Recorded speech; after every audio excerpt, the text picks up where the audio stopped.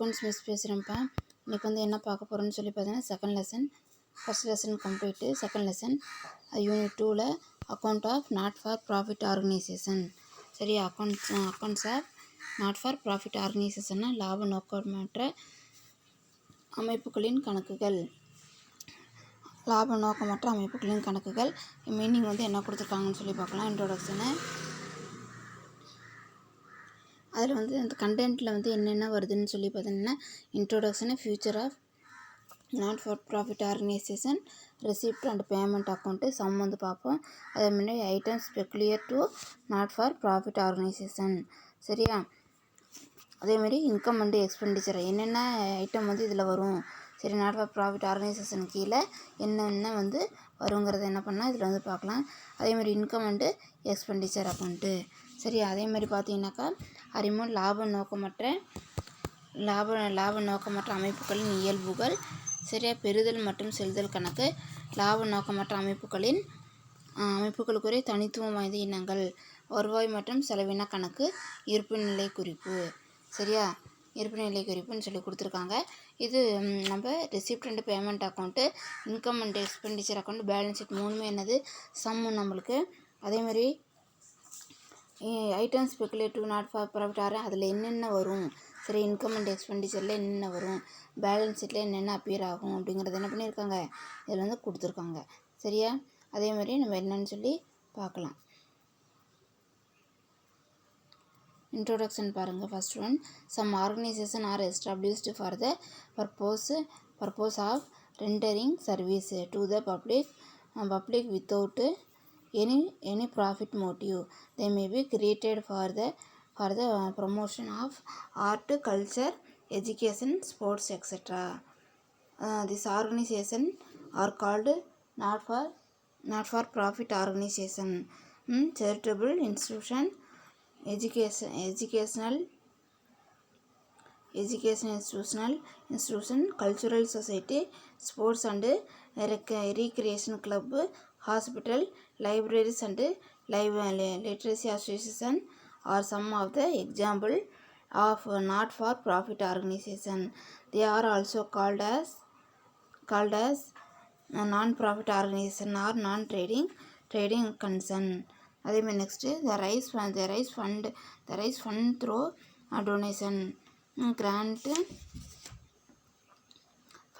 from government and subscription from their members, and so this concern must also maintain proper book of account. They must account for all case receipt and payment at the end of each accounting year. They must also prepare final account to ascertain the surplus or deficit and financial position அப்படிங்கிறாங்க. சரி, அப்போ இன்ட்ரடக்ஷனில் வந்து என்ன சொல்லியிருக்காங்கன்னு சொல்லி பார்த்தீங்கன்னாக்கா இதில் வந்துட்டு சில அமைப்புகள் லாபம் ஈட்டும் நோக்கத்திற்காக இல்லாமல் பொதுமக்களுக்கு சேவை செய்யும் நோக்கத்திற்காக தொடங்கப்படுகிறது. சரியா, ஒரு ஆர்கனைசேஷன் என்ன பண்ணுறாங்கன்னு பார்த்தீங்கன்னாக்கா அவங்கள ப்ராஃபிட் மோட்டிவ் இல்லாமல் பப்ளிக் என்ன பண்ணுறாங்க, அவங்க வந்து சர்வீஸ் பண்ணுற ஒரு எய்முக்காக என்ன பண்ணுறாங்க அதை வந்து ஆரம்பிக்கிறாங்க. அவை கலை, பண்பாடு, கல்வி மற்றும் பார்த்தீங்கன்னாக்கா இதில் கலை, பண்பாடு, கல்வி மற்றும் விளையாட்டு போன்றவை மேம்படுத்துவதற்காக உருவாக்கப்படுகிறது. சரி, அதேமாதிரி பார்த்தீங்கன்னா இந்த ஆர்ட் கல்ச்சுரல், சரி, இதுக்கெல்லாம் என்ன பண்ணுறாங்கன்னு பாருங்கள், charitable institution, cultural, education, sports etcetera, இதுக்கெல்லாம் இதுக்காக என்ன பண்ணாங்க, இது கிரியேட் வந்து பண்ணுறாங்க. நாட் ப்ராஃபிட் ஆர்கனைசேஷன் எதுக்காக கிரியேட் பண்ணுறாங்கன்னு சொல்லி பார்த்தீங்கன்னாக்கா அந்த promotion of arts, cultural, education, sports, இந்த நாளுக்காக என்ன பண்ணுறாங்க அதை வந்து உருவாக்குறாங்க. கலை, பண்பாடு, கல்வி மற்றும் விளையாட்டு, இதுக்காக என்ன பண்ணுறாங்க அதை வந்து உருவாக்குறாங்கங்கிற இந்த அமைப்புகள் லாப நோக்கமற்ற அமைப்புகள் என்று அழைக்கப்படுகிறது. இது வந்து என்னன்னு சொல்லி சொல்கிறாங்க, is organisation are called not for profit organisation. சரி, அப்போ அறக்கொடை நிறுவனங்கள், கல்வி நிறுவனங்கள், பண்பாட்டு மன்றங்கள், விளையாட்டு மற்றும் மனமகிழ் மன்றங்கள், மருத்துவமனைகள், நூலகங்கள் மற்றும் இலக்கிய அமைப்புகள் போன்றவை லாப நோக்கமற்ற அமைப்புகளுக்கு உதாரணங்களாகும். சரியா, புரிஞ்சுதா? எக்ஸாம்பிள் பார்த்தீங்கன்னாக்கா இதெல்லாம் கொடுத்துருக்காங்க. எக்ஸாம்பிள் என்னென்ன கொடுக்குறாங்க, charitable institution, educational institution, cultural society, sports and recreation club, hospital, libraries and literary association. சரியா, இது மாதிரி என்ன பண்ணியிருக்காங்கன்னு சொல்லி பார்த்தீங்கன்னாக்கா அவங்களுக்கு வந்து கொடுத்துருக்காங்க. இதெல்லாம் எக்ஸாம்பிளாக வந்து கொடுத்துருக்காங்க.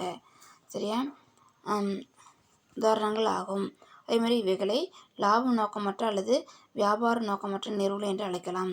சரியா, அது வந்து என்ன பண்ணலான்னு பார்த்தீங்கன்னா not profit organisation are not trading concern. சரியா, not profit organisation are not trading என்னது கன்சர்ன் அப்படின்னு வந்து என்ன பண்ணலாம், அது வந்து லாப நோக்கமற்ற அமைப்புகள், சரியா, வியாபார நோக்கமற்ற அமைப்புகள் என்று அழைக்கலாம் அப்படிங்கிறாங்க. அது மட்டும் இல்லாமல் அவை நன்கொடைகள், அரசிடமிருந்து பெரும் மானியம் மற்றும் உறுப்பினர்களிருந்து பெரும் சந்தா ஆகியவற்றின் மூலம் நிதியை பெறுகின்றது. சரியா, இவங்களுக்கு வந்து ஏர்ன் வந்து மணி வந்து எப்படி வந்து ஏர்ன் பண்ணுறாங்கன்னு, ஃபண்டு வந்து எப்படி வந்து கொடுக்குறாங்கன்னு பார்த்தீங்கன்னா ரைஸ் ஆகுதுன்னு பார்த்தீங்கன்னா டொனேஷனு, கிராண்ட்ஸு, சரியா, மானியம், சரியா, அதேமாதிரி from the government and subscription, சந்தா, உறுப்பினர் வந்து பெரும் சந்தா, அது மூலமாக என்ன பண்ணுறாங்கன்னு பார்த்தீங்கன்னாக்கா இவங்களோட வருமானம் வந்து என்ன ஆகுதுனாக்கா இந்த இன்கம் வந்து வருது அப்படிங்கிறாங்க. இந்த நிறுவனங்கள் சரியான கணக்கீடுகளை பராமரிக்க வேண்டும். சரி, அதேமாதிரி இந்த கன்சர்ன் வந்து என்ன பண்ணணும், accounting prepare book and maintain proper books of account. சரியா, கரெக்டாக வந்து என்ன பண்ணணும், அக்கௌண்ட் வந்து மெயின்டைன் வந்து பண்ணணும் அப்படிங்கிறாங்க. இவை அனைத்து ரொக்க பெறுதல்களையும் மற்றும் ரொக்க செலுத்தல்களையும் கணக்கில் கொண்டு வர வேண்டும். எல்லாம் என்ன பண்ணணும், ரெசிப்ட் அண்ட் பேமெண்ட்டு, சரியா, எல்லாத்தையும் என்ன பண்ணணும் அவங்க வந்து அக்கௌண்ட்டில் வந்து கொண்டு வரணும் அப்படிங்கிறாங்க. அவை அனைத்து ரொக்க பெறுதலையும் மற்றும் அனைத்து ரொக்க செலுத்தலையும் கணக்கில் கொண்டு வர வேண்டும். ஒவ்வொரு கணக்காண்டின் இறுதியிலும் அதன் உபரி அல்லது பற்றாக்குறை மற்றும் நிதிநிலை அறிய இறுதி கணக்குகளை தயாரிக்க வேண்டும். சரியா, ஒவ்வொரு கணக்காண்டிலையும் ஒரு வருஷத்துலேயும் என்ன பண்ணணும், அது சர்ப்ளஸா, சரியா, சர்ப்ளஸா இல்லை டெஃபிசிட்டியான்னு சொல்லி பார்த்து என்ன பண்ணணும், அவங்க ஃபினான்ஷியல் பொசிஷன் என்னங்கிறத ஃபைனல் அக்கௌண்ட் ப்ரிப்பேர் பண்ணுறது மூலமாக என்ன பண்ணிக்கலாம், அவங்க வந்து ஃபைண்ட் அவுட் வந்து பண்ணிக்கலாம் அப்படிங்கிறாங்க. சரியாப்பா, நெக்ஸ்ட் என்னன்னு சொல்லி பார்த்தீங்கன்னாக்கா features of not for profit organisation. சரியா, not for profit organisation are the organisation which functions without any profit motive அப்படிங்கிறாங்க. லாப நோக்கமற்ற அமைப்பு இயல்புகள். ஃபியூச்சர் என்ன கொடுத்துருக்காங்க, லாப நோக்கம் இல்லாமல் செயல்படும் அமைப்புகளே லாப நோக்கமற்ற அமைப்புகள் எனப்படும். சரியா, எந்த ஒரு லாப நோக்கமும் வந்து இல்லாமல் என்ன பண்ணுறாங்க, அது வந்து நடத்துகிறாங்க.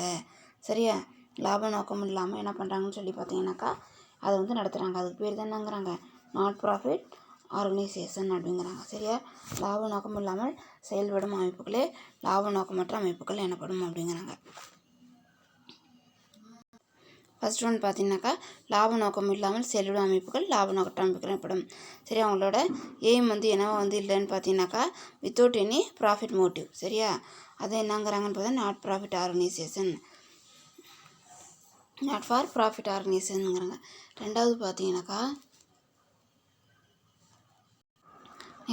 செகண்ட் ஒன் பார்த்தீங்கன்னாக்கா next the main aim is to provide service to a specific group or the public at large. சரியா, அவற்றின் முக்கிய நோக்கம் ஒரு குறிப்பிட்ட குழுவிற்கோ அல்லது பெரும்பாலான பொதுமக்களுக்கோ சேவை செய்வதாகும். சரியா, இதோட எய்ம் என்னன்னு சொல்லி பார்த்தீங்கன்னாக்கா ஒரு ஸ்பெசிஃபிக் குரூப், குறிப்பிட்ட குழு இல்லாட்டி பப்ளிக் அட் லார்ஜ், அவங்களுக்கு வந்து என்ன பண்ணணும், உங்களுக்கு தேவையான சர்வீஸ் வந்து சேவை வந்து புரியணும் அப்படிங்கிறாங்க. நெக்ஸ்ட்டு பார்த்தீங்கன்னாக்கா generally they do not undertake business or trading activities. சரியா, பொதுவாக அவை வணிகம் மற்றும் வியாபார நடவடிக்கைகளை மேற்கொள்வதில்லை. சரி, அது வந்து ஏன்னா வந்து பண்ணுறது வந்து கிடையாதுன்னு சொல்லி பார்த்தீங்கன்னாக்கா பிஸ்னஸ் ஆர் ட்ரேடிங் ஆக்டிவிட்டி. சரியா, வணிகம் மற்றும் வியாபார நடவடிக்கைகளை என்ன பண்ணுறது, அது வந்து பிஸ்னஸ் ஆக்டிவிட்டியும் இருக்காது, ட்ரேடிங் ரெண்டுமே வந்து என்னதுன்னா அதில் வந்து இருக்காது அப்படிங்கிறாங்க. நெக்ஸ்ட்டு பார்த்தீங்கன்னாக்கா the main sources of income include subscription from members, donation, grant in aid and expenses அப்படிங்கிறாங்க. இவைகளின் முக்கிய வருமான ஆதாரம் உறுப்பினர் சந்தா, நன்கொடை, மானியம் மற்றும் உயில்கொடை போன்றவை உள்ளடக்கியதாகும். இவங்களோட மெயின் இன்கம் என்னன்னு சொல்லி பார்த்தீங்கன்னா subscription from members, donation, grant and government, சரியா, எய்ட் அண்டு ஏஜென்சிஸ், சரியாப்பா. சந்தா, நன்கொடைகள், மானியம் மற்றும் உயில்கொடை இது மூலமாக என்ன பண்ணுது, இது செயல்படுது. இவங்களுக்கு வருமானம் இன்கம் கிடைக்கிது அப்படிங்கிறாங்க. சரியா. இதோட ஃபீச்சர்ஸ் என்னன்னு சொல்லி பார்த்தோம். ஃபஸ்ட்டு இது இவங்களோட மோட்டிவ் ப்ராஃபிட் வித்தவுட் ப்ராஃபிட்டாக இருக்கும். அதேமாதிரி செகண்ட் ஒன் பார்த்தீங்கன்னாக்கா இதில் எப்படின்னாக்கா சர்வீஸ் தான் இவங்களோட எய்மாக இருக்கும். சரியா. அதே மாதிரி அதில் ஒரு குரூப்பாக இல்லாட்டி குரூப்போ இல்லாட்டி ஒரு ஸ்பெசிஃபிக் குரூப்போ இல்லாட்டி என்னென்னு பார்த்தீங்கன்னா பப்ளிக் அட் லார்ஜ், சரியா, பொதுமக்களுக்கு பெரும்பாலான பொதுமக்களுக்கு சேவை செய்வதாக இருக்கும். அதேமாதிரி பிஸ்னஸ் ஆர் ட்ரேடிங் ஆக்டிவிட்டி வணிகம் மற்றும் வியாபார நடவடிக்கை மேற்கொள்வதில்லை, நாட் அண்டர்டேக். நெக்ஸ்ட் ஒன் பார்த்தீங்கன்னாக்கா இன்க்ளூட் சப்ஸ்கிரிப்ஷன், சந்தா, நன்கொடைகள், உறுப்பினர் சந்தா, நன்கொடைகள், மானியம் மற்றும் உயில்கொடை போன்றவை உள்ளடக்கியது. இதெல்லாம் என்ன இருக்குனாக்கா அதில் சேர்ந்து இருக்குது அப்படிங்கிறாங்க. சரி. இப்போ அதேமாதிரி அசியம் இதில் assume you want to start a drama club, what is the procedure to start the club, give a name, give and design the logo for your club.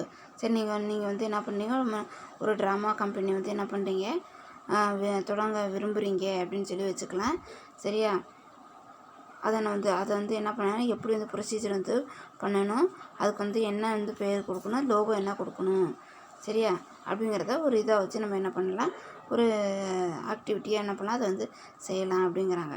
அதேமாதிரி கீழே என்ன பண்ணியிருக்காங்க, கொடுத்துருக்காங்க என்னென்ன அக்கௌண்ட் ப்ரிப்பேர் பண்ண என்னங்கிறத என்னன்னு சொல்லி பார்க்கலாம்.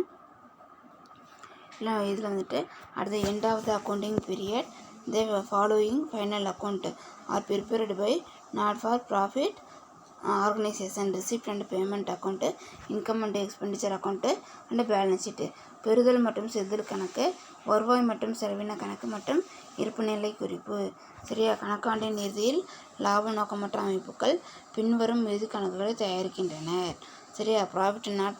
ப்ராஃபிட் ஆர்கனைசேஷன் என்ன பண்ணுறாங்கனாக்கா இயர் எண்டிங்கில் என்ன பண்ணுறாங்க, அவங்க இந்த அக்கௌண்ட்டில் ப்ரிப்பேர் பண்ணுறாங்க. என்னென்ன அக்கௌண்ட்னா பெறுதல் மற்றும் செலுத்தல் கணக்கு, வருவாய் மற்றும் செலவின கணக்கு, இருப்புநிலை குறிப்பு.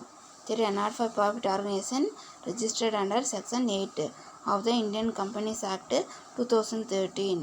சரியா. 2013 are required to prepare their income and expenditure account and balance sheet as per Schedule 3 to the Indian Companies Act 2013.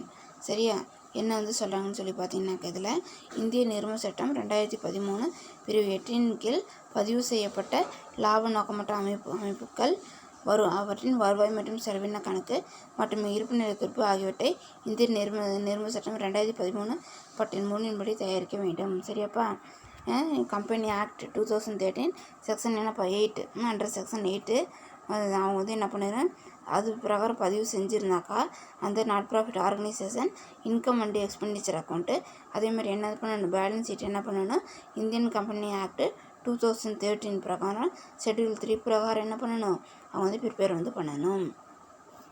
அதேமாதிரி நோட் பார்த்தீங்கன்னாக்கா note in this unit only the not for profit organisation not registered under the Indian companies act 2013 are dealt with. Hence income and expenditure account and balance sheet are not prepared as per schedule 3 of the Indian Company Act அப்படிங்கிறாங்க. சரியா.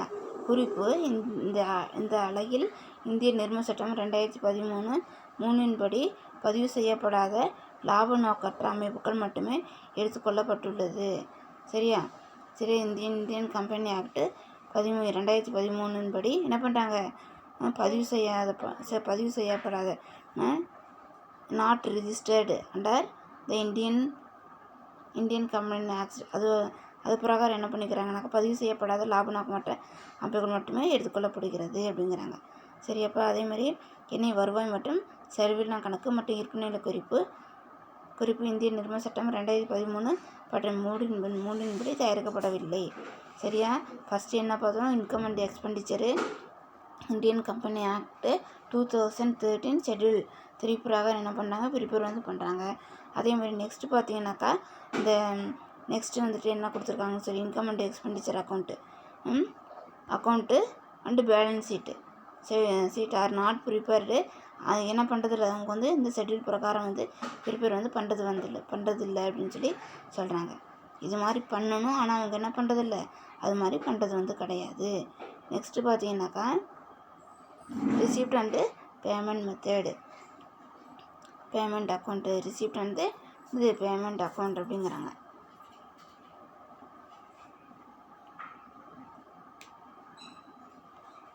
அதே மாதிரி next receipt and payment அக்கௌண்ட்டில் என்ன, அதை வந்து எப்படி வந்து போடணும், அதில் என்னென்ன ஐட்டம்ஸ் வருங்கிறது என்ன பண்ணலாம் வந்து பார்க்கலாம்.